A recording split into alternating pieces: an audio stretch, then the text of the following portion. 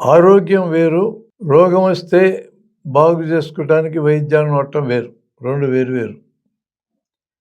ఆరోగ్యం అనే దాన్ని ఎలా నిర్వచించారంటే ప్రపంచ ఆరోగ్య సంస్థ వాళ్ళు మనిషి శారీరకంగా బాగుండాలా, మానసికంగా బాగుండాలా, మనుషుల చుట్టూ ఉండే సమాజం బాగుండాలా.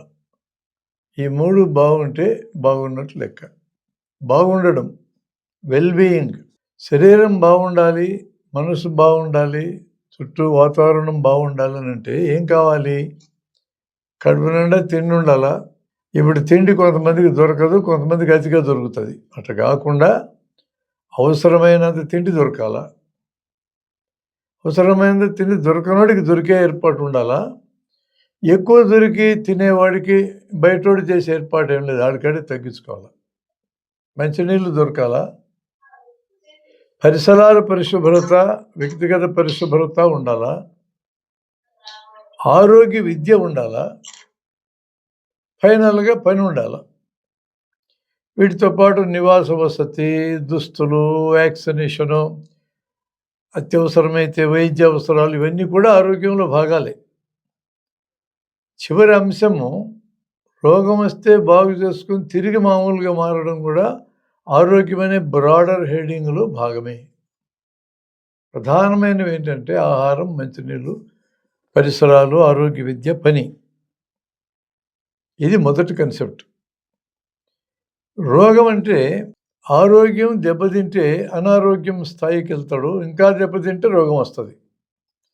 అందుకనే ఆరోగ్యం గురించి ఇచ్చిన నిర్వచనంలోనే కేవలం రోగం లేకపోతే ఆరోగ్యం ఉన్నట్టు కాదు అని చెప్పారు.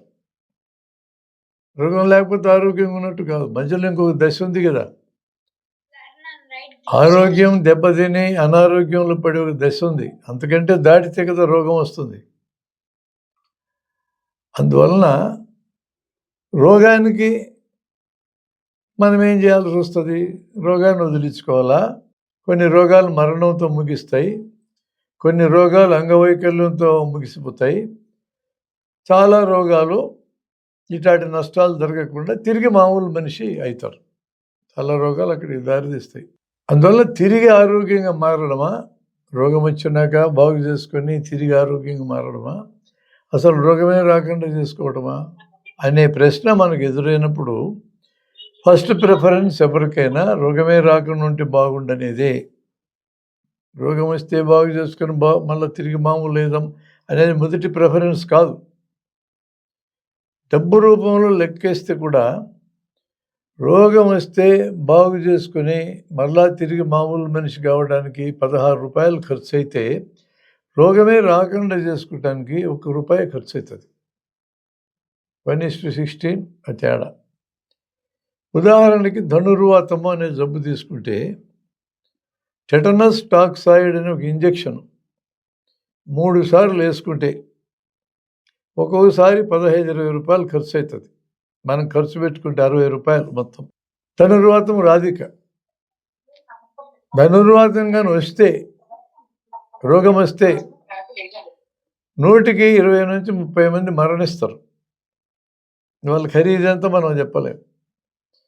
బాగైనటువంటి వాళ్ళు 6 నెలలకు కానీ మామూలు మనుషులు కారు. ఖర్చు దాదాపు 1,00,000-2 లక్షలు అవుతుంది. ఇప్పుడు చెప్పండి తేడా ఎంత ఉంది? రోగం రాకుండా చేసుకోవటానికి ధనుర్వాతం విషయంలో ₹60 రాకుండా చేసుకోవటానికి అవుతుంది. వస్తే 40% మరణాలు, 6 నెలలు పని పోవడము, 6 నెలలు హెరాస్మెంటు, పైగా ఖర్చు. కొన్ని జబ్బులు ఇంత తేడా ఉంటుంది. ఒకప్పుడు మా చిన్నతనంలో కాన్పైతే బిడ్డకి ధనుర్వాతం రావడం చాలా సందర్భాల్లో జరిగేది. ఈ చూరులో పెట్టిన కొడవలు పట్టుకొచ్చి బొడ్డు కోసేవాళ్ళు, మురికి దారంతో కట్టేసేవాళ్ళు. 6వ రోజుకి జబ్బు వస్తుంది, దవడలు బిగసకపోతాయి. 24 గంటల్లో బిడ్డ చచ్చిపోయేది. తల్లులకు కూడా వచ్చేది. ఇప్పుడు ప్రభుత్వం వారు ఆరోగ్యంలో భాగం కింద వ్యాక్సినేషన్, టెటనస్ టాక్సాయిడ్ వ్యాక్సినేషన్ 7వ నెలలో, 8వ నెలలో, 9వ నెలలో ఇవ్వడం వలన దాదాపుగా ఇప్పుడు కాన్పే మహిళల్లో ధనుర్వాతం జబ్బు లేదు. టెటనస్ నియోనెటారం అని పసిపిల్లలకు వచ్చే ధనుర్వాతం కూడా దాదాపు లేదు. ఈ ధనుర్వాతం వలన బిడ్డలు చనిపోతారు. నేనే ప్రత్యక్ష సాక్షిని. నా చిన్నతనంలో 70 ఏళ్ల క్రితం మా అక్కకి బిడ్డ పుడితే ధనుర్వాతం చచ్చిపోయింది. అనేక మంది చూసుంటారు దీన్ని. అంటే వ్యాక్సినేషన్ రోగం రాకుండా నివారిస్తుందనే దానికి సాక్ష్యం ఇది. అందువల్ల prevention is better than cure అని అన్నదానికి కారణం ఇదే. రోగానికి వైద్యం కన్నా రోగ నిరోధం మిన్న. దీనికంటే అది మేలు. ఇదో కాన్సెప్ట్. మరి దీనికి ఏం అవసరమవుతాయి? ఆరోగ్యానికి ఆహారం, మంచినీళ్ళు, పరిసరాలు, పరిశుభ్రత, ఆరోగ్య విద్య, పని అవసరం అన్నాం. వైద్యానికి మందులు కావాలా, పరీక్షలు తయారు చేయడానికి అవసరమయ్యే పరీక్షా సాధనాలు, పరిశ్రమలు కావాలా, ఆపరేషన్లు చేయాల్సి వస్తే ఆపరేషన్ సామాగ్రి, ఆ పరిశ్రమలు కావాలా. ఇప్పుడంతా ఇన్సూరెన్స్ మయమైంది కాబట్టి లోకమంతా ఇన్సూరెన్స్ పరిశ్రమలు కావాలా, ఆసుపత్రులు కావాలా, బెడ్లు కావాలా, నర్సులు కావాలా, డాక్టర్లు కావాలా, వైద్య కళాశాలలు కావాలా, డ్రెస్సింగ్లు కావాలా, కట్లు కట్టే మనుషులు కావాలా, సబ్ స్టాఫ్ కావాలా, కాంపౌండర్లు కావాలా, నర్సులు కావాలా. ఇంత ఉంది. All these things address treatment. రోగం వస్తే బాగు చేయడాన్ని అడ్రస్ చేస్తాయి ఇవన్నీ. ఇప్పుడు ఒకసారి ఈ రెంటికి తేడా మీరు చూస్తే, ఆహారం, మంచినీళ్ళు అవన్నీ ప్రభుత్వం వాళ్ళు ఏర్పాటు చేయాలి. మనం ఓట్లేసి, మనం పన్నులు కట్టి ప్రభుత్వం చేతికి డబ్బులు ఇస్తామే, ఈ డబ్బులలోంచి మన ఆరోగ్యానికి ప్రభుత్వాలు పూచిపడాల. అది ప్రభుత్వాలు చేయాల్సిన పని. అందుకనే కదా దాదాపు 80 కోట్ల మందికి తినడానికే తిండి సరిగా లేదని మన కేంద్ర ప్రభుత్వం వారు రేషన్ షాపుల్లో రేషన్ ఇస్తుంది. ఇంకా 3వ ఆర్థిక వ్యవస్థ అని అనుకుంటున్నాం, నిజమే, ప్రపంచంలో 3వ వ్యవస్థ. కానీ తిండికి మాత్రం 80 కోట్ల మందికి దిక్కులేదు. ప్రజల జీవన స్థాయి మాత్రం ఘోరమే. షావుకారులు మరింత షావుకారులు అవుతున్నారు, పేదోళ్ళు మరింత పేదోళ్ళు అవుతున్నారు. ఇది కాదు ఆరోగ్యంలో మనం కోరుకునేది. ప్రజలందరూ ఏ దేశ ఆర్థిక వ్యవస్థలు దాటి ముందుకెళ్తున్నామని వీళ్ళు ప్రకటిస్తున్నారో అక్కడ ప్రజల జీవన స్థాయికి మన ప్రజలు చేరినారా లేదా? ఇది గీట్రాయ్. జపాన్ దాటినాం, బ్రిటన్ను దాటినాం, జర్మనీని దాటినాం, రష్యాను దాటినాం. సంతోషం, దాటొద్దని ఎవరు అంటల్లా. అది క్లెయిమ్ చేసేటప్పుడు ఇది కూడా మాట్లాడాల. గొప్ప ఆర్థిక వ్యవస్థకు మారినామంటే మాకు చిప్పలిచ్చి వాళ్ళకి ఆస్తులన్నీ దోచిపెడితే ఏ మారినట్టు అనే ప్రశ్న ఒకటి ఉంటుంది. అది ప్రజల్లో అశాంతికి దారితీయచ్చు. సామాజికంగా మనుషులు బాగుండాలంటే అశాంతి లేకుండా ఉండాలా. సామాజిక ఆరోగ్యం కింద వస్తుంది అది. కాబట్టి రెండు డిఫరెంట్ ఫినామినా. ఆరోగ్యం, వైద్యం. అది అందించాల్సిన వాళ్ళు వేరు, ఇది అందించాల్సిన వాళ్ళు వేరు. వైద్యం అందించడానికి ఇందాక నేను చెప్పిన లిస్ట్ అంత వస్తుంది. ఇక్కడ మెడికల్ కాలేజ్ డాక్టర్ అనేవాడు కూడా ఉన్నాడు. మిగతా వస్తువులు మనం కొనుక్కోవడానికి వెళ్ళినప్పుడు ఈ మాల్స్లో వస్తువుల నాణ్యత మనమే చూసి మనం కొనుక్కోగలం. అంటే వస్తువుకి మనకి మధ్య ఇంకెవడు ఉండడు. కానీ వైద్యాన్ని కొనుక్కోవాలంటే మధ్యలో రికమెండ్ చేసే మనిషి ఉంటాడు, ఆయన పేరు డాక్టరు. మందులు నేరుగా పోయి మనం కొనుక్కొని మింగడం కుదరదు. పరీక్షలు మన బుద్ధి పెట్టిన పరీక్షలు చేసుకుంటే ప్రయోజనం ఏం లేదు. నాకేదో జబ్బు ఉంది, పొట్ట కొయ్యి అని చెప్పి పోతే కుదరదు. ఈ మధ్యలో డాక్టర్ రికమెండ్ చేయాలి వీటిని. ఇది ఒక్క వృత్తిలో మధ్యలో ఒక మనిషి ఉంటాడు, అతని పేరు డాక్టరు. డాక్టర్కి వెనుక మందుల కంపెనీలు ఉంటాయి, పరీక్షా సాధనాలు చేసే కంపెనీలు ఉంటాయి, ఆపరేషన్ సామాగ్రి చేసే కంపెనీలు ఉంటాయి, ఇన్సూరెన్స్ కంపెనీలు ఉంటాయి. వెనక ఉంటారు, వాళ్ళు కనపడరు. కానీ ఆ కంపెనీల బలం ఎంత అంటే, ప్రపంచంలో ఈ రోజున ఆయుధ పరిశ్రమ తర్వాత అతిపెద్ద పరిశ్రమ ఆరోగ్య పరిశ్రమ అనబడే ప్రజల అనారోగ్యం, రోగం మీద బతికే పరిశ్రమ. ఆరోగ్య పరిశ్రమ అంటే ఆరోగ్యాన్ని ఇస్తుంది అనుకుంటారు. ఇది రోగాలను బాగు చేసే పరిశ్రమ. ఇది నెంబర్ 2 పొజిషన్లో ఉంది. మెరికులస్గా నెంబర్ 3 పొజిషన్లో మంచినీళ్ళ పరిశ్రమ వచ్చి కూర్చుంది. ఒకప్పుడు నీళ్లు మనం కొనాల్సిన పనిలే, బావుల్లో తోడుకుంటాం, నదుల్లో పట్టుకెళ్తాం, కాలువల్లో పట్టుకెళ్తాం. ఈరోజు బావులు లేవు, నదులు కాలువలు కలుషితం, ఒక సుక్క నీళ్లు తాగలేం. పరమ పవిత్రమైన గంగానది చెప్పుకుంటాం. గంగానదిలో ఉన్నంత మురికి ప్రపంచంలో ఎక్కడా ఉండదు. ఒక్క చుక్క తీసుకొని మైక్రోస్కోప్ కింద పెడితే లక్షల క్రిములు కనపడతాయి.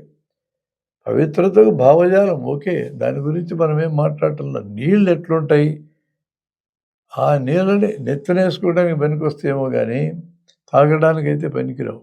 మహాప్రమాదం. గంగోత్రి దగ్గర నీళ్ళు బాగానే ఉంటాయి, నేను కాదన్ను. కాశీ దగ్గర అయితే బాగుండవు, అంత మురికి ఉంటుంది. నదుల్ని కలుషితం చేస్తున్నాం. మనకేం ప్రేమ ఉంది నదుల మీద? కలుషితం చేయటమే మన కార్యక్రమం అన్నిటిని పాడు చేయటమే పని. ఇప్పుడు ఈ రెండు వేరు అనుకున్నాక ఈ కన్సెప్ట్ చాలామంది చదువుకున్న వాళ్ళకి కానీ లేదా పరిపాలించేటోళ్ళకి కానీ ఉన్నదా అనే క్వశ్చన్ వస్తుంది.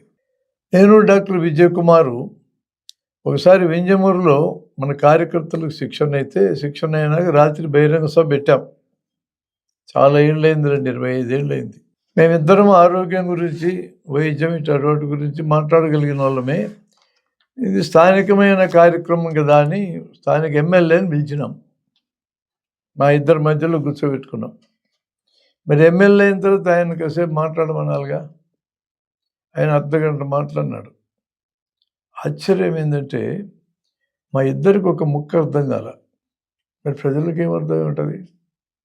ఆయన ప్రజల ఆరోగ్యం గురించి మాట్లాడతారని మొదలెట్టి 1 నిమిషం లోపల ఆసుపత్రులు, డాక్టర్లు, పడకలు, మందులు ఇవి మాట్లాడటం మొదలుపెట్టాడు.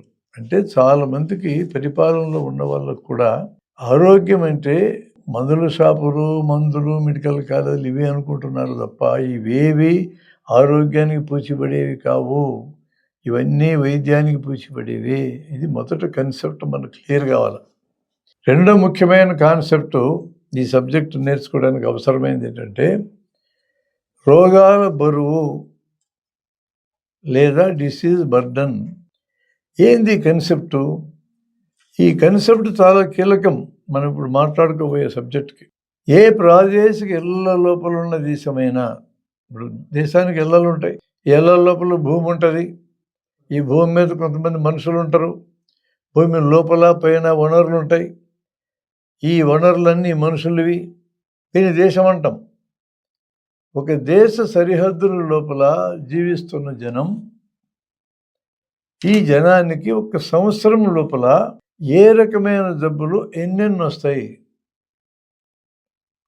టోటల్ నంబర్ ఆఫ్ డిసీజెస్, ఇది డిసీజ్ బర్డన్ అంటే.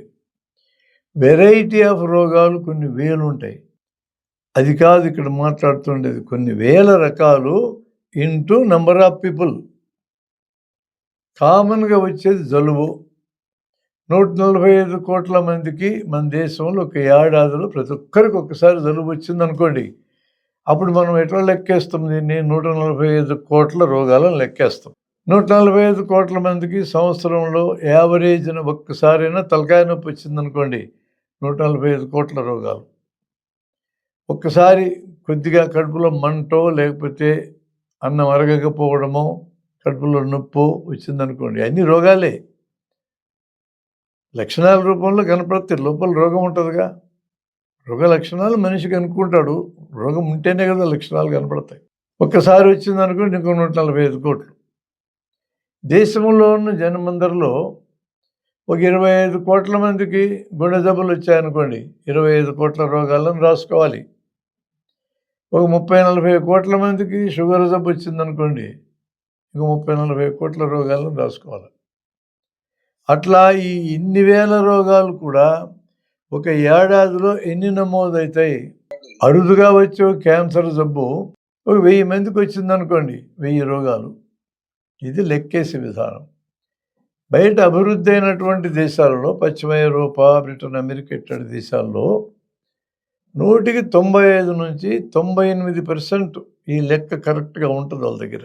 మనలాంటి కాస్త అభివృద్ధి అవుతున్న దేశాలు, ఆఫ్రికా లాంటి చోట్ల వెనకబడ్డ దేశాలు ఎలాంటివి అయితే 80 to 90% అప్రాక్సిమేట్గా కరెక్ట్ లెక్క ఉంటుంది. ప్రతి సంవత్సరం ఈ లెక్క తీసుకుంటారు సర్వే రూపంలో. ఆసుపత్రుల నుంచి డేటా తీసుకుంటారు, బయట కూడా సర్వేలో డేటా తీసుకుంటారు. Why this data? ఈ డేటా ఎందుకు ప్రభుత్వానికి?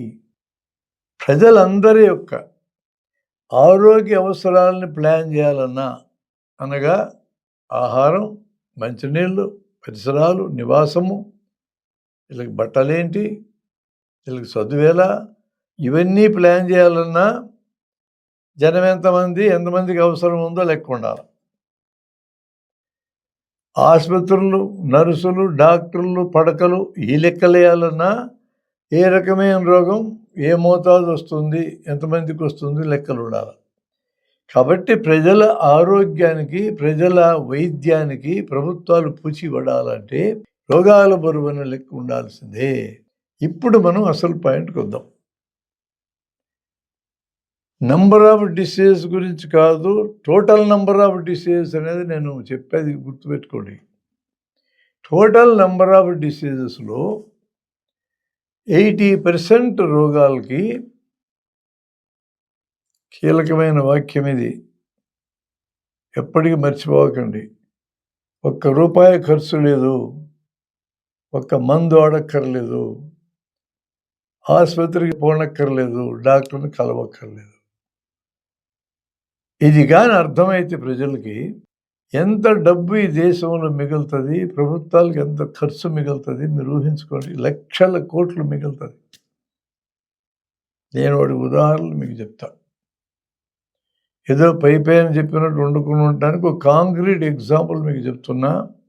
ప్రపంచాన్ని వణికించిన కోవిడ్ జబ్బు ఎగ్జాంపుల్ మీకు చెప్తా, వినండి. అది వైరస్తో వచ్చిన రోగము. చైనాలో వుహాన్ నుంచి బయలుదేరి ప్రపంచమంతా వెళ్ళింది. అది ఒక పాండమిక్, ప్రపంచాన్ని అంతా వణికించింది. లక్షల మంది మరణించారు. కోవిడ్ పాజిటివ్ అంటే కోవిడ్ని జబ్బుని తీసుకొచ్చిన క్రిమి మన శరీరంలో ఉన్నట్టే. పాజిటివ్స్లో 35 మందికి ఒక్క లక్షణం కూడా లేకుండా బాగైనారు. ఇంకో 45 మందికి ఒక 4-5 రోజులు కొద్దిగా జలుబు, కొద్దిగా తలనొప్పి, కొద్దిగా దగ్గు వచ్చింది, 5 రోజులు తగ్గిపోయింది. ఈ 2 గ్రూపులు 35%కి లక్షణాలు లేవు, మందులాడే సమస్య లేదు, డాక్టర్ సమస్య లేదు, పాజిటివ్ అంతే. మరి మిగతా 45 మంది ఏ మందులు వాడొద్దని చెప్పినాం మేము. ఏ మందులు వాడకపోయినా బాగైంది. 45 + 35 ఇట్ ఈజ్ 80. ఇందాక ఏం చెప్పా, 80% రోగాలకి ఖర్చు లేదు, మందు అక్కర్లేదు, డాక్టర్ అక్కర్లేదు, ఆసుపత్రి అక్కర్లేదు అని చెప్పా. కోవిడ్ లాంటి భయంకరమైన జబ్బు, అందరికీ పరిచయమైన జబ్బు, ఈ జబ్బు కూడా 80%కి మందులు అక్కర్లా, డాక్టర్లు అక్కర్లా, ఆసుపత్రులు అక్కర్లేదు. That is the fact. International స్టాటిస్టిక్స్లో క్లియర్గా మనకి తెలిసినటువంటి విషయం. ఇక మిగిలిన 20 మందిలో 15 మందికి జ్వరం కొంచెం పెరిగింది, దగ్గు కొంచెం పెరిగింది, జలుబు కొంచెం పెరిగింది, కొంచెం ఆయాసం వచ్చింది. ఈ లక్షణాలు పెరిగితే వైద్యశాలకు వెళ్ళమన్నాం.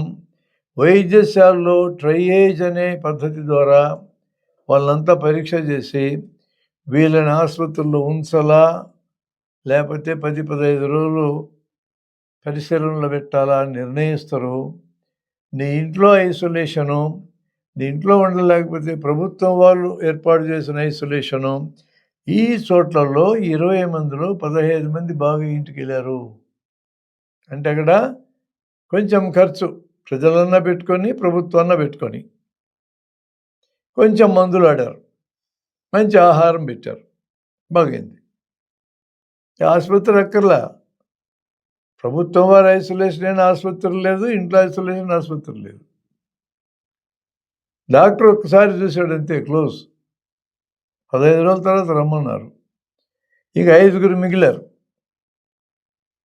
ఈ 5గురిలో ఇతర జబ్బులు ఉన్నోళ్ళు, కాంప్లికేషన్లు ఉన్నోళ్ళు, షుగర్ బీపీలు ఉన్నోళ్ళు, ఇలాంటి వాళ్ళకి లక్షణాలు ఎక్కువైనాయి. వీళ్ళకి పరీక్షలు అవసరమైంది, మందులు అవసరమైంది, ఖర్చు అయింది, డాక్టర్లు అవసరం, ఆసుపత్రులు అవసరం. ఈ మొత్తంలో 35, 45, 15, 5 4 గ్రూపుల్లో టోటల్ మీద మన దేశంలో 0.9 అనగా 1000కి 9 మంది మరణించారు. ఇక్కడ ఒక పాయింట్ చూడాలి ఏమంటే, కరోనా వైరస్ శరీరంలోకి పోయినాక, శరీరంలో రోగనిరోధక వ్యవస్థని ఉద్దీపన చేసినాక, తర్వాత 2 వారాలకు, 3 వారాలకు కదా రక్షక పదార్థాలు తయారవుతాయి, యాంటీబాడీస్. మరి 35 మందికి ఒక్క లక్షణం లేకుండా ఎట్లా పోయింది? మరో 45 మందికి కూడా పెద్ద ఇబ్బంది లేకుండా ఎట్లా బాగైందని క్వశ్చన్కి దెర్ ఇస్ అన్ ఆన్సర్. ఇతర కమ్యూనికబుల్ డిసీజెస్, అంటువ్యాధులకి వచ్చినటువంటి రోగ నిరోధకత కరోనాకు కూడా పనిచేసింది. ఇంకా ఆన్సర్ లేదు అందుకంటే. Cross immunity. చనిపోయినటువంటి వాళ్ళు చాలామంది ఉన్నారు, బాగా తిరుగుతున్న వాళ్ళు మన మధ్యలో చనిపోయినారు. కాబట్టి మనకు భయం వేసింది. కానీ ఈ వైరస్ కూడా 180 మందిని ఏం చేయాల. కరోనా జబ్బు అంటే కోవిడ్ జబ్బు ఎదుటివారికి రాకుండా ఉండడానికి ఒక్క పైసా ఖర్చు లేకుండా మనం చేయదగిన పనులు అని చెప్పి మేము ప్రచారం చేసినాం. విజ్ఞాన వేదికే కాదు, మనలాంటి మిత్రులు చాలామంది ప్రచారం చేశారు. 6 అడుగులు దూరం ఉంటే నీకు జబ్బు రాదు. దగ్గినప్పుడు మన తుంపర్లు 3 అడుగులు, తుమ్మినప్పుడు 6 అడుగులు పోతాయి. 90% వైరస్ దగ్గినప్పుడు, తుమ్మినప్పుడు నేల మీద పడుతుంది. 10% వైరస్ నువ్వు ఏం ప్రొటెక్షన్ పెట్టుకున్నా, మూన్ సూట్ తప్ప గాలిలో గెలిచేది ఖాయం. 2020 జూలై చివరిలో ప్రపంచ ఆరోగ్య సంస్థకి 237 మంది శాస్త్రజ్ఞులు ఒక లెటర్ ఇచ్చి, మీరు దగ్గినా తుమ్మినా జబ్బు వస్తుంటున్నారు, గాలిలో కలుస్తుంది 10% వైరస్ అని చెప్పినారు వాళ్ళు.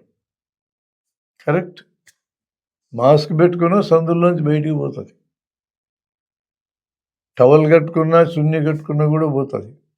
అది ఇదివరకే తెలుసు, దాన్ని నొక్కి చెప్పినారు. చూడవలసింది ఏంటంటే 6 అడుగులు దూరం ఉంటే వైరస్ 90% ఫిల్టర్ అయిపోయింది ఇక్కడే. 6 అడుగులు అవతల 10% వైరస్ గాలిలో కలిస్తే డైల్యూట్ అయిపోతుంది, పలచబారిపోతుంది. పలచబారిన వైరస్ రోగము తీసుకురావడానికి దాని బలం చాలదు, రోగ నిరోధక శక్తి తీసుకురావడానికి సరిపోతుంది. కాబట్టి గాలిలో కలిసిన వైరస్ మనకు ప్రమాదం కాదు. దగ్గినప్పుడు తుమ్మినప్పుడు డైరెక్ట్గా మన ముఖాన్ని పడ్డదే ప్రమాదం. కాబట్టి 6 అడుగులు దూరం మెయింటైన్ చేయండి. దగ్గొచ్చినా తుమ్మొచ్చినా ముఖానికి చెయ్యి ఇట్లా అడ్డం పెట్టుకోండి. మొదట్లో మీకు గుర్తుంటే ఇట్లా చేయి పెట్టుకోమని చెప్పారు, గుర్తుందా? తర్వాత మానేసినారు. మాస్కులు రంగంలోకి వచ్చినాక చెయ్యి అడ్డం పెట్టుకోవడం మానేస్తారు. ఎందుకంటే మాస్కులు అమ్ముడు పోవాలా. చెయ్యి అయితే మాస్క్ అంటే భద్రంగా క్లోజ్ చేస్తుంది ముక్కుని, నోరుని. ఇప్పుడు ఈ చెయ్యి కడుక్కున్నాం అనుకోండి, మనము దగ్గితే వైరస్ ఇక్కడ ఉంటుంది, ఇతరులు దగ్గితే ఇక్కడ ఉంటుంది. చెయ్యి కడుక్కుంటే అయిపోయాయి. మామూలు ట్యాప్ వాటర్తో కడుక్కున్నా కూడా వైరస్ 80% వెళ్ళిపోద్ది. 20% ఉంటే రెసిస్టెన్స్ రావడానికి తోడ్పడుతుంది. ఎంత సింపుల్ అండి. ₹1 ఖర్చు లేకుండా కరోనా రాకుండా చేసుకునే మార్గం ఇది. దీన్నే మేము ప్రచారం చేసాం 2 సంవత్సరాలు. లాక్డౌన్ పీరియడ్లో బయట గాలికి తిరిగిన మన యూత్, మన పిల్లలు, వీళ్ళ వలన గాలిలో వైరస్ కలిసి మనకు రెసిస్టెన్స్ వచ్చింది. కానీ వాళ్ళు కొట్టించాం పోలీసు వాళ్ళతో. అత్యంత ఇరుకిరుగ్గా నివసించే చోటు ముంబైలో ధారావి స్లమ్, 2.5 చదరపు కిలోమీటర్ల ఏరియాలో 6.5 లక్షల మంది బతుకుతారు. 10 అడుగుల రూములు 10 మంది పడుకుంటారు. 6 అడుగులు దూరం ఉండే అవకాశం కూడా లేదు. మొదటి వేవ్లో వీళ్ళకి కానీ కోవిడ్ వచ్చుంటే గుట్టలు మరణిస్తారు అనుకున్నాము. కానీ మొదటి వేవ్లో వచ్చింది, పోయింది, గుట్టలు మరణించలేదు. దేశంలో యావరేజ్ 0.9% మరణాలు. ధారావి స్లమ్ కూడా అంతే. విచిత్రంగా ది హైయెస్ట్ ఇమ్యునైజేషన్ రేట్, రోగ నిరోధకత ధారావి స్లమ్ మన దేశంలో 58% వచ్చింది. సిటీస్లో 40% వచ్చింది, విలేజ్లో 25% వచ్చింది. ఎక్కడైతే గాలిలో కలిసిన వైరస్ని ఎక్కువ పీల్చినారో వాళ్ళకి ఎక్కువ రెసిస్టెన్స్ వచ్చింది. తక్కువ పీల్చిన చోట తక్కువ వచ్చింది. మరి విచిత్రంగా ఎయిర్ కండిషన్ వసతుల్లో కార్లు, బస్సులు, రైళ్ళు, ఇళ్ళు, కళ్యాణ మండపాలు అక్కడక్కడే వైరస్ సర్క్యులేట్ అవుతూ ఉంటుంది. అలాంటి వాళ్ళకి ఎక్కువ వచ్చింది, బయట గాలికి తిరిగేటోళ్ళకి రాలే. టు యువర్ అస్టానిష్మెంట్ నేను 2 ఏళ్ళు మాస్క్ కట్టుకోకుండా తిరిగా. మా హాస్పిటల్ పక్కన స్టడీ హాల్స్ అని ఉన్నాయి. ఒక కుర్రోడు ఒకసారి, వాడు ఎవడో నాకు తెలియదు, నన్ను పట్టుకొని, ఏం సార్ నీకు వయసు ఎక్కువలాగుంది అన్నాడు. అవునా, 70 ఏళ్ళు నాకు వయసు అన్నా. మీరేం సార్ మాస్క్ కట్టుకొని తిరుగుతున్నారు, జబ్బు వస్తుందని చెప్తా ఉంటే వినడం లేదు ఏంటంటే, అది ఎందుకు కట్టుకొని తిరుగుతున్నానో చెప్పమంటావా అన్న. చెప్పమన్నాడు. నీ ఒక్కడిగా చెప్పినా నాకు అంత టైం పడుతుంది, మీ స్టడీ హాలు అందరిని పిలుచుకురా, మా హాల్ ఉంది ఇక్కడ, జన విజ్ఞాన వేదిక హాలు, పిలుచుకురా అన్న. మరుసటి రోజు పిలుచుకొచ్చాడు 100 మందిని. 100 మందికి ఒక గంట ఎక్స్ప్లెయిన్ చేసి ఇప్పుడు మీకు చెప్తున్న విషయాలు. Mask is not compulsory. దుమ్ముదులకు ఉపయోగపడుతుంది. వైరస్ పక్కన పోతుంది, మాస్క్ కట్టుకున్న పోతుంది. కర్చీఫ్ కట్టుకో, చున్నీ కట్టుకో, నాప్కిన్ కట్టుకో, చిరకం కట్టుకో, టవల్ కట్టుకో, ఏమి కట్టుకోకు, చేయడం పెట్టుకో, మోచేయడం పెట్టుకోవద్దు. ఏమి చేసినా వైరస్ 10% గాలిలో కలిసేది ఖాయం. దీన్ని ఎవడు ఆపలేడు. ఒకసారి గాలిలో కలుస్తుంది వైరస్ అని ప్రచారం అయినాక పత్రికలు విపరీతంగా ప్రచారం చేసి గాలిలో కలుస్తుందని ప్రచారం చేసి మాస్కులను విపరీతంగా అమ్ముకున్నారు. పెద్ద పెద్ద మాస్కులు, ఖరీదైన మాస్కులు గుబ్బల్లాగా వస్తాయి. అట్లాంటి వాటిని నాకు అట్లాంటిది ఒక మాస్క్ డాక్టర్ మురళీధర్ ఇచ్చాడు. ఆపరేషన్ వాడు కట్టుకొని, ఆపరేషన్ వాడు మాస్కే కట్టుకోను, ఈ గుబ్బలు నేను ఎక్కడ పెట్టుకోను, దాన్ని ఆ బ్యాగులో పెట్టుకొని తిరిగా. క్లాసులు చెప్పేటప్పుడు ఇంత ఖరీదైన మాస్కులు అమ్మినారని చెప్పడానికి 13.5 లక్షల కోట్ల రూపాయలకి మాస్కులు అమ్మినారు ప్రపంచమంతా. ప్రజల యొక్క బాధలు కూడా వ్యాపార వస్తువులే అని నిర్ద్వందంగా నిరూపించింది కరోనా. ఇళ్లలో కూర్చొని ఓటీటీని పెంచడం వ్యాపార వస్తువే. ఇళ్లలో కూర్చొని ఎక్కువ తింటాడు, అదొక వ్యాపార వస్తువే. అప్పుడు కదా మనకు ఓటీటీలు పెరిగింది. అలా రామాయణం వేయించుకున్నాం, ఇదివరకు వేయించుకుంది కాక. వ్యాపారం మొదట్లో భయపడ్డరు, డబ్బున్నోళ్ళు కూడా, ఒకరిద్దరు చచ్చిపోయారు కాబట్టి. ఎయిర్ కండిషన్ ఫెసిలిటీస్లోనే జబ్బు ఎక్కువ పాకింది. వుహాన్ నుంచి విమానాల్లో వచ్చినారు, వాళ్ళ ద్వారా పాకింది. కార్లు, ఎయిర్ కండిషన్ కార్లు, రైళ్ళు, కళ్యాణ మండపాలు, ఇళ్ళలు ఉండోళ్ళకి ఎక్కువ వచ్చింది.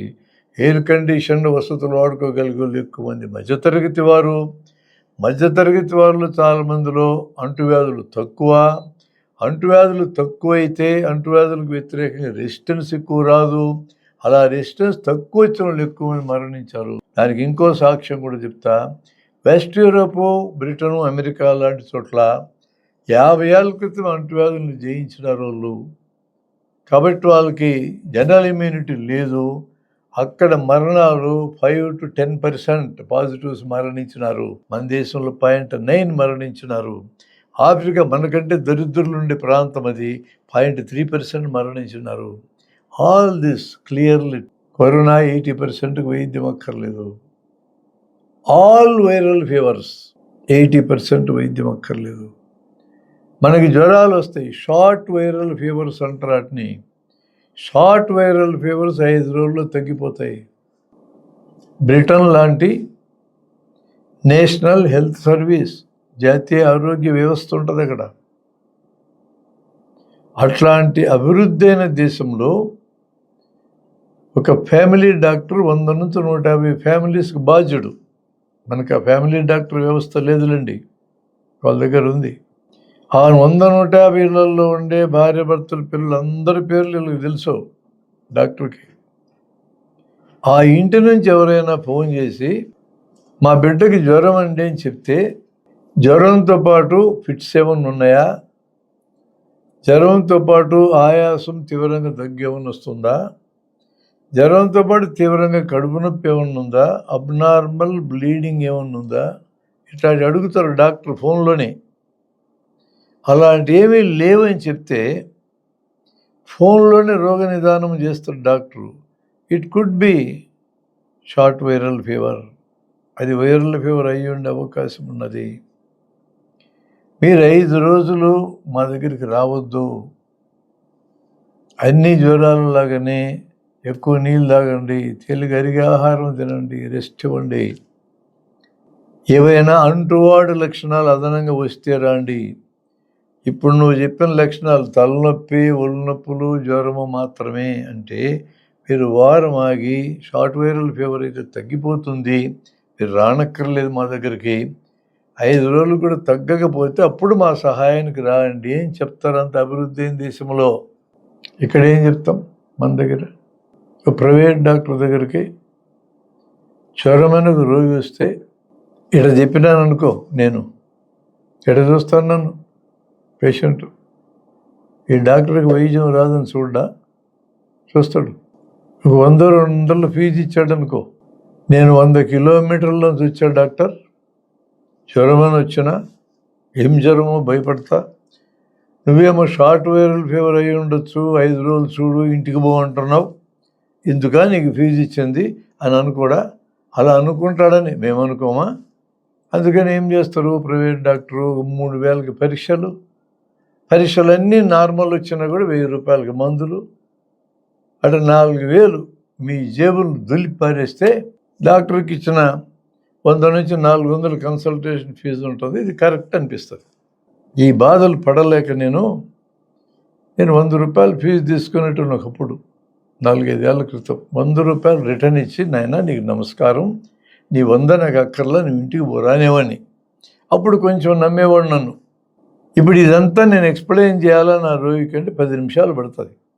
కాకుండా కాగితం తీసుకొని పరీక్షలు గెలికాను అనుకో, 1 నిమిషం.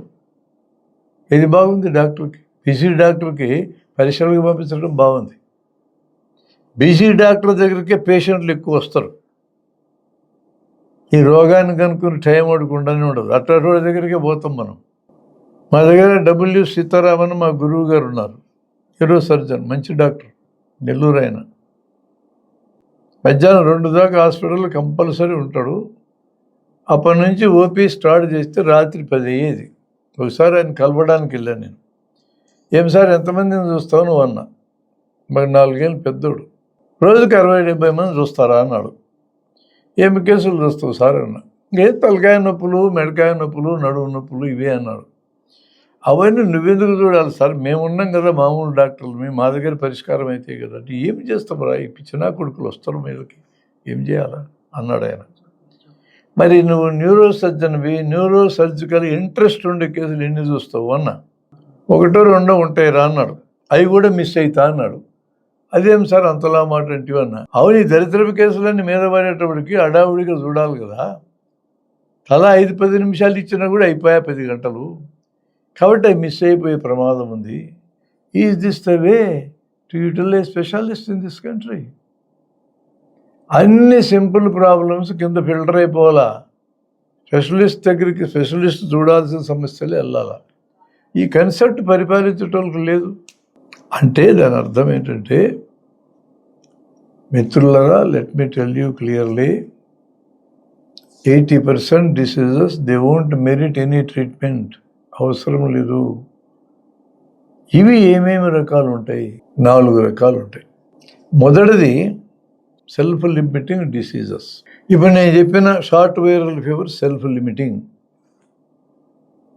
Most of the viral fevers, most of the viral affections self limiting. మనకు వచ్చే నీళ్ళ విరేచనాల్లో 70 to 80 వైరల్ డయేరియాస్. డయేరియాలో నీళ్లు బయటికి పోతాయి కాబట్టి నీళ్లు నింపుతూ ఉండాలి చాలు.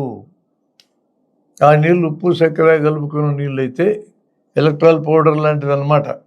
ఎలక్ట్రాల్ పౌడర్ 20 రూపాయలు అవుతుంది లీటర్కి.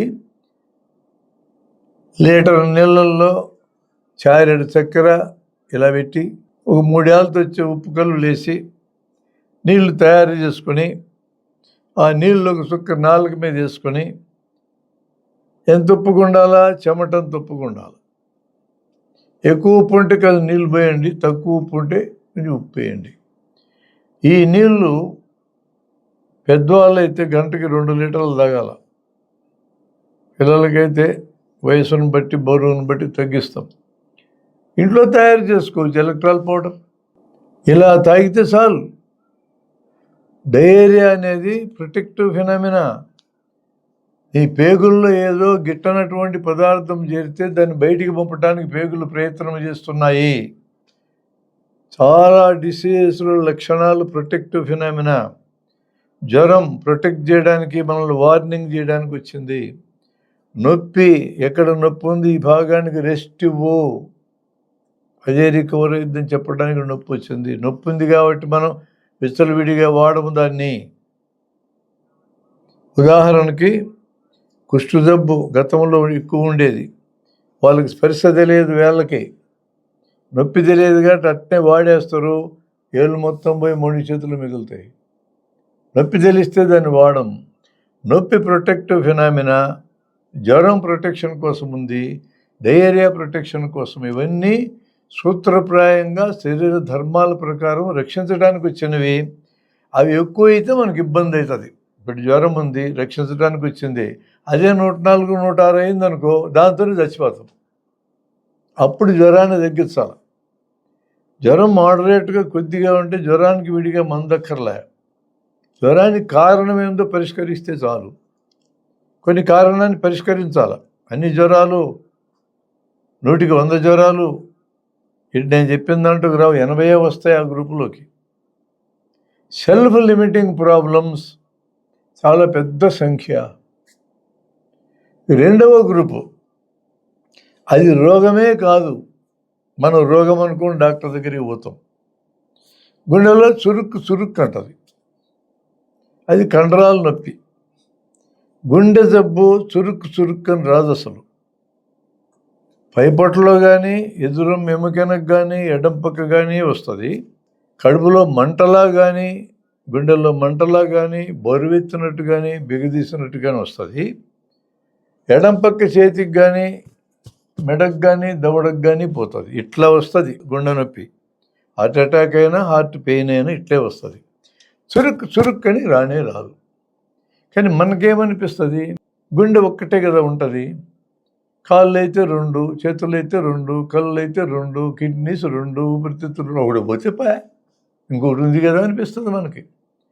సైకాలజీ అండి. ఒకే బిడ్డ ఉంటే తల్లిదండ్రులు ఎక్కువ టెన్షన్ పడతారు బిడ్డకు జబ్బు వస్తే. 2 బిడ్డలు ఉంటే అంత టెన్షన్ ఉండదు. మరి 2 బిడ్డలు నీ బిడ్డలే కదా, మరి టెన్షన్ అంటే తగ్గిందంటే అంతేది. 2 ఉంటే అంతర్లీనమైన జవాబు ఏంటంటే ఒకరు పోతే ఇంకొకరు ఉంటారని దాని అర్థం. ఇటు చెప్తే కోపం వస్తుంది కానీ జనానికి కాదు, నేను అనుకుంటే సైకాలజీ అది. అందుకే 2 కళ్ళు కన్ను పోయిన లెక్క చేయం, 2 మూత్రపిండాలు 2 పోయిన లెక్క చేయం. గుండె ఒకటే ఉండేది, అమ్మ పోతే ఎట్లా, ఆ భయంతో చురుకు వాళ్ళందరూ డాక్టర్ దగ్గర తేలుతారు. ఇప్పుడున్న హెల్త్ కల్చర్ అనేది మారింది కాబట్టి దగ్గరుండి డాక్టర్ దగ్గరికి వెళ్ళాం, అప్పైనా చేసి కార్డియాలజిస్ట్ దగ్గరికి వెళ్తాం. కార్డియాలజిస్ట్ అంటే గుండె జబ్బుల్లో హయ్యెస్ట్ స్పెషలిస్ట్ ఆయన అసలు మిస్ అయినాడు అనుకోండి, ఒకవేళ నిజంగా గుండె జబ్బు అయి ఉండి మిస్ అయితే పైన చూసి గుండె డాక్టర్ దగ్గరికి పోతే కనుక్కోలేని జనం తిడతారు కదా, ప్రమాదం కదా. ఆడ తిడితే ఆయన గౌరవం పోతుంది, మర్యాద పోతుంది, ప్రాక్టీస్ పోతుంది. అందుకని ఆయన ఒక్కరిని కూడా మిస్ కాకూడదని అన్ని పరీక్షలు చేయిస్తాడు. ఈసీజీ, ఈకో, ట్రెడ్మిల్లు, ఇంకా వీలైతే కొరోనరీ యాంజియోగ్రామ్, మళ్ళీ రక్త పరీక్షలు మొత్తం ఒక 4-5 వేలు మినిమం. యాంజియోగ్రామ్ తీస్తే 10,000 అవుతుంది అనుకోండి. చురుక్కని ఎంత ఖర్చు అవుతుంది. నేనేం చెప్తున్నా అంటే చురుక్కు అనే పద్ధతిలో గుండె జబ్బు ఎప్పటికీ రాదు. That won't merit any treatment అక్కర్లేదు. అలాంటి ట్రీట్మెంట్ అక్కర్లేని జబ్బులు ఫుల్ ఉన్నాయి. పెళ్ళి డిన్నర్కి వెళ్ళినావు, ఈ మధ్య పెళ్ళిళ్ళు 50 ఐటములు 60 ఐటములు ఇట్లా కదా పెళ్ళిళ్ళు చేస్తున్నారు. అన్ని ఐటములు మనం తినాలి కదా అనుకొని తింటే నీ కడుపు నొప్పి ఖాయం. కడుపు నొప్పి వస్తే కడుపు నొప్పి చూసి డాక్టర్ దగ్గరికి పోతాం, గ్యాస్ట్రోఎంట్రాలజిస్ట్ ఆయన. మరి ఆయన దగ్గర కూడా మిస్ కాకూడదని చెప్పి ఖచ్చితంగా గొంతులోంచి గొట్టం వేస్తాడు. మీకు 1000-1500 అవుతుంది. ఒక 2 మాటలు మాట్లాడితే తెలుస్తుంది నీకు కడుపు నొప్పి ఎందుకు వచ్చిందో. ఏమన్నా తిన్నావా అంటే అవును సార్ డిన్నర్ తిన్నా, పెళ్ళికి వెళ్ళినా అంటూ. ఒక పూట మానేస్తే పరిష్కారం అవుతుందిరా స్వామి. ఒక పూట సెలవు పొట్టకి పరిష్కారం అవుతుంది. అది చెప్పాలి డాక్టర్. అది చెప్తే ఆయనట బతకాలా? ఏమో రేర్గా 100లో ఒకటికి అల్సర్ ఉందేమో మిస్ అవుతుంది కదా, అందరికీ గొట్టాలేస్తాడు. అందుకే మీరు చూడండి, గ్యాస్ట్రెంట్రాలజిస్టు అప్పర్ జిఐ ఎండోస్కోపీ అనే రిపోర్ట్లో ఏముంటాయి? Gastritis, duodenitis and oesophagitis. ఇటు రాస్తే అర్థమేసి వస్తుందని మీకు. GERD, gastro oesophageal reflux disease, grade 1, grade 2, grade 3, grade 4 ఇటు రాస్తుంది. ఎవరికి అర్థం కాకుండా అందరికి అర్థమయ్యే భాష రాస్తే మా లెవెల్ ఏముంది ఇక. అందుకని మందు అసలు పేరు రాస్తే మీకు అర్థమవుతుంది, కంపెనీ పేరు రాస్తాం మేము. నువ్వు దేశమంతా ఎతికినా కూడా దొరకదు ఆ మందు, మా మందుల షాపులో దొరుకుతుంది. అట్లా జాగ్రత్తగా రాస్తాం మేము. 199 GERD ఉంటుంది. ఒకటి ఉంటుంది క్యాన్సరు లేకపోతే అల్సరు. ఆ ఒకడు మిస్ కాకుండా ఉండాలంటే అందరికీ చేయాలి కదా అంటాం. మీరేం చేస్తారు ఇక? ఇందాక ఈసీజీ డాక్టర్ తీస్తాడననే, ఈసీజీ నార్మల్ వస్తుంది అనుకో, ఎందుకంటే పెద్ద డాక్టర్ దగ్గరికి వెళ్ళని నేను చెప్పాను అనుకో, ఆయన మళ్ళీ ఈసీజీ తీస్తాడు. ఏం చెప్తాడు? నిన్నటి ఈసీజీలో మీ గుండె యొక్క నిన్నటి పరిస్థితి తెలుస్తుంది, ఈరోజు ఈసీజీలో ఈరోజు పరిస్థితి తెలుస్తుంది, కాబట్టి తీయాలి కదా అంటే మీరేమి చేస్తారు ఇక? మీ దగ్గర ఆర్గ్యుమెంట్ ఏముంది? అసలు సంగతి కాదనుకోండి, వెనుక కూడా ఒక ఈసీజీ మిషన్ ఉంది, దానికి పని ఉండాలి కదా, లేకపోతే వడ్డీలు కంతులు ఎట్టగట్టాలా? ఇదే అర్థం చేసుకోండి మా పరిస్థితి కూడా. ఇలా పరీక్షలు అవుతాయి. జబ్బు అప్పుడప్పుడు కండరాల నొప్పులు వస్తాయి, సడన్గా కాలు క్రాంప్స్ వస్తాయి, మళ్ళీ వదిలిపోతాయి, మెడ వసూలు నొప్పి వస్తుంది, వారం 10 రోజులు ఉండిపోతుంది. ఇట్లాంటివన్నీ. ఒకటేమో సెల్ఫ్ లిమిటింగ్ గ్రూపు, మరొకటేమో రోగమే కాదు నువ్వు రోగం అనుకుంటావు. ఇవి రెండు డాక్టర్ల దగ్గరికి వచ్చే కేసుల్లో 80 to 90% ఈ కేసులే ఉంటాయి.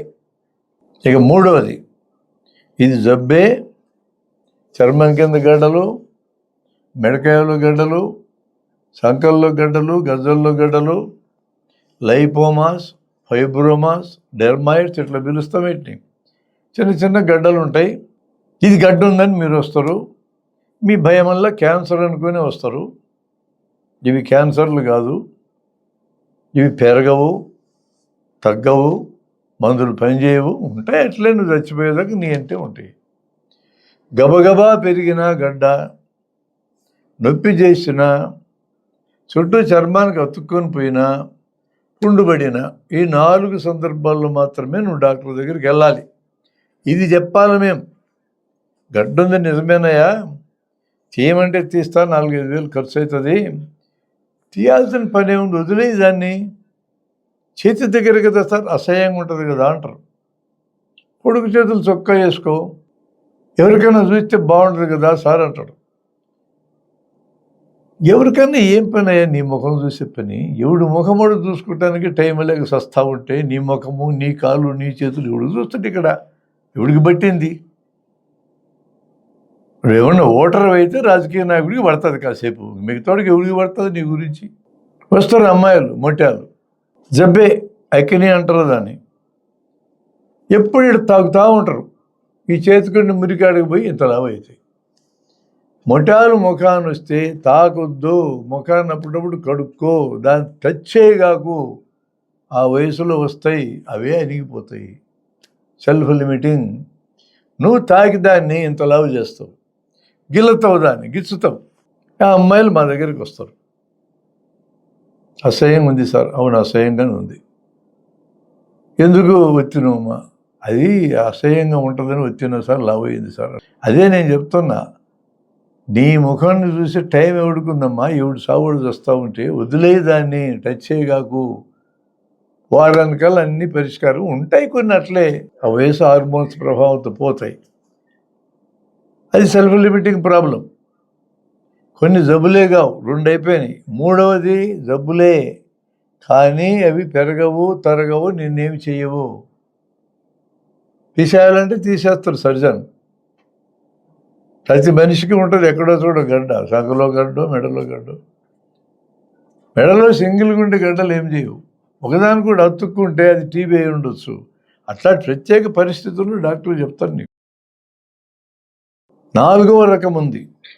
ఈ 80%లో పడే వాటిల్లో వైద్యం అక్కర్లేని రోగాలు ఈ సైకోసొమాటిక్ రోగాలు.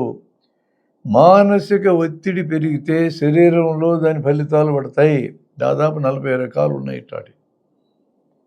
టెన్షన్తో, మానసిక ఒత్తిడి, స్ట్రెస్, వీటితో వచ్చేవి. ఇప్పుడు ఈరోజు స్ట్రెస్ లేనివాడు ఈ భూమి మీద లేడు. పసిపిల్లలకు కూడా పట్టించినాం. ఏదో 3-4 ఏళ్ళ దాకా మన కాళ్ళ చుట్టూ తిరిగే పిల్లలు స్ట్రెస్ లేకుండా బతుకుతారంటే అప్పుడు కూడా వదలలా మనం. ఇంక బడికి వెళ్తే అవుట్, ఇక మార్కులు ర్యాంకులు. చచ్చిపోతున్నారండి పిల్లలు. ఏం మార్కులు ర్యాంకులు?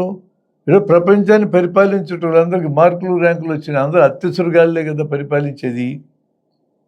ఈ అత్యసురుగాళ్ళ దగ్గరికే కదా ఈ ర్యాంకులు వచ్చిన వాళ్ళు పనిచేస్తున్నారు. అర్థం కావాలి కదా మనకు కూడా. ఎందుకు తరుగుతాం పిల్లల్ని ఇట్లా? వాళ్ళకి అభిరుచి ఉన్న సబ్జెక్టులు ఎదగనివ్వండి. పెద్దోళ్ళు అవుతారు వాళ్ళు అని అనుకోం. బడికి వెళ్తేనేమో మార్కులు ర్యాంకులు గొడవ, చదువు పూర్తయితే ఇంటర్వ్యూలు గొడవ, ఉద్యోగం వస్తే బాస్ హెరాస్మెంట్ గొడవ, పెళ్ళి కాకపోతే ఒక స్ట్రెస్, పెళ్ళి అయితే ఇంకో స్ట్రెస్. అడ్జస్ట్మెంట్ చేత కాదు. అవి నేర్చుకొని కదా పెళ్లి చేసుకొని సావాలా? ముందు నేర్పించుంటే ఎవడు ఉన్నాడు ఇక్కడ? అమెనాలకే తెలియదు, పిల్లలకి ఏమి నేర్పిస్తారు? పంతులేమో బిల్లు ఎక్కువ మంది. పిల్లలంటే ప్రేమ ఉండి పంతులు ఎంతమంది ఉన్నారు? యుక్త వయసు, టీనేజీ 13 to 19.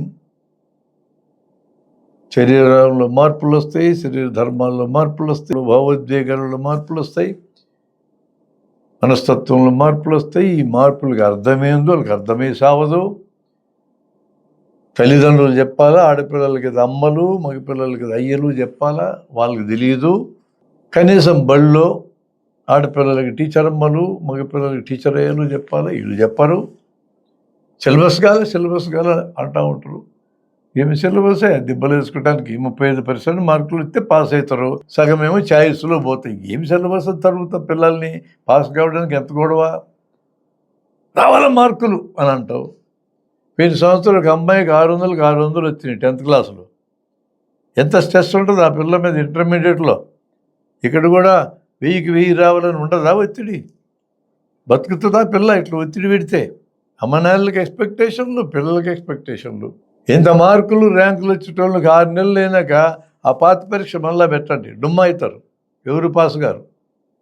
ఇంత మాత్రం దానికి ఇంత సత్తాయించడం ఎందుకు? స్ట్రెస్. We're creating stress. ప్రతి వాక్ ఆఫ్ లైఫ్లో ఉండాలి స్ట్రెస్. మన ఊరికి తిట్టుకుంటాం కానీ రాజకీయాలు ఉండాలని ఆలుకున్నంత స్ట్రెస్ ఎవరికి లేదు. ప్రజలకి ఎట్ట మాయ మాటలు చెప్పాలా, కొత్త మాయ మాటలు ఎట్లా చెప్పాలా, ఎట్లా నమ్మించాలి, ఎట్లా బురిడి కొట్టించాలి, ఎట్లా ఓటు సంపాదించుకోవాలా, మాట వినకపోతే వాడికి డబ్బులు ఇచ్చేటోడు సంపాదించాలా, డబ్బులు ఇచ్చేటోడు సంపాదించడం గెలుస్తోలేదు అనుమానం వస్తే ఎక్స్ట్రా ఓట్లు ఎట్లా లెక్క పెట్టాలా, అక్కడ కూడా గెలుస్తోలేదు అనుమానం వస్తే ఓట్లు లేకుండా చేసేది ఎట్లా? ఎంత బాధ చూడండి పాపం వాళ్ళకి. స్ట్రెస్ ఉంది వాళ్ళకి కూడా. డాక్టర్కి స్ట్రెస్, ఇంజనీర్కి స్ట్రెస్, లాయర్కి స్ట్రెస్. స్ట్రెస్ లేనివాడే లేడు. దీంతో వచ్చే సైకోసొమాటిక్ రోగాలు ఫుల్. స్ట్రెస్ ఎట్టు పోగొట్టుకోవాలో మనం నేర్పిస్తే ఈ రోగాలన్నీ పోతాయి. ఇప్పుడు 4 రకాల జబ్బులు సెల్ఫ్ లిమిటింగ్ ప్రాబ్లమ్స్ ఒక గ్రూపు, రోగాలు అనుకుని వస్తుంది ఇంకో గ్రూపు, అది జబ్బే ఏం చేయదు ఉంటాయి అట్లే నిన్నేం చేయబడినది ఇంకో గ్రూపు, సైకోసొమాటిక్ మానసిక ఒత్తిడి తెచ్చే గ్రూపు. ఈ 4 కలిసి 80%లో పడతాయి. మిత్రులారా, టోటల్ డిసీజ్ బర్డన్లో 80% so called diseases they won't merit any treatment. మందు అక్కర్లా, ఖర్చు అక్కర్లా, డాక్టర్ అక్కర్లా, ఆసుపత్రి అక్కర్లేదు. దీని డీటెయిల్డ్ స్టడీ మా డాక్టర్లు చేయగలరు. ఒక్కొక్క గ్రూప్కి ఏమేమి జబ్బులు వస్తే ఎన్యూమరేట్ చేసి మీకు ఇవ్వగలము. దీనికి సంబంధించిన ఒక చిన్న ప్రయత్నం మనం చేసాం. ఇదే ఆ బుక్ పేరు. మీరే వైద్యం చేసుకోవచ్చు అనే పేరుతో 200 పేజీలు బుక్ చేసాం. ఇందులో రోగాలు బరువు అనే కన్సెప్ట్ ఉంటుంది. డిసీజ్ 80%, 10%, 5 and 5% వర్గీకరణ. ఈ వర్గీకరణలో మొదటి భాగాన్ని ఈరోజు మీకు నేను చెప్పా. తర్వాత 10% భాగం మరొకటి, 5% భాగం, మళ్ళీ 5% భాగం, వాటన్నిటిని కూడా ఈ బుక్లో మనం వివరించినాం. ఈ పుస్తకం PDF వర్షన్ ఆల్రెడీ మనం పెట్టున్నాం. ఇది ₹200 దీని ముఖాన్ని రాసి ఉంటుంది.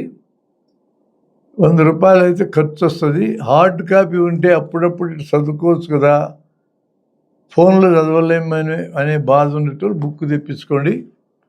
మన ఆర్గనైజర్లకు చెప్పండి, పంపిస్తారు. దగ్గర పెట్టుకోండి, ఎప్పుడు రెడీ రికార్డర్.